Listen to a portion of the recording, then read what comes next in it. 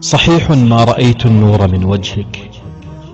ولا يوما سمعت العذب من صوتك، ولا يوما حملت السيف في ركبك، ولا يوما تطاير من هنا غضبي كجمر النار، ولا حاربت في أحد، ولا قتلت في بدر صناديدا من الكفار، وما هاجرت في يوم، ولا كنت من الأنصار، ولا يوما حملت الزاد والتقوى لباب الغار. ولكن يا نبي الله، أنا والله أحببتك، لهيب الحب في قلبي كما الإعصار، فهل تقبل حبيبي يا رسول الله؟ هل تقبل؟ نعم، جئت هنا متأخرا جدا،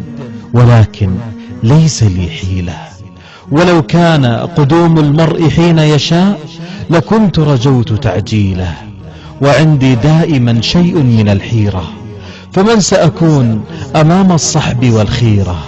فما كنت أنا أنس الذي خدمك، ولا عمر الذي سندك، وما كنت أبا بكر وقد صدقك، وما كنت عليا عندما حفظك، ولا عثمان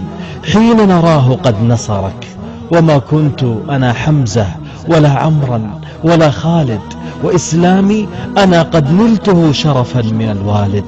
ولم أسمع بلالا لحظة التكبير، ولا جسم شوى حيا بصحراء بكل هجير، ولا حطمت أصناما، ولا قاتلت في يوم جنود الكفر والتكفير، وما قطعت يدي في الحرب، ولم يدخل هنا رمح إلى صدري يشق القلب،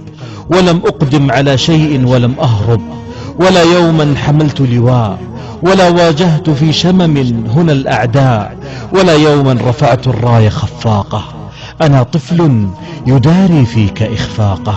ولكن يا رسول الله أنا نفسي لحبك يا رسول الله، وحب الله تواق.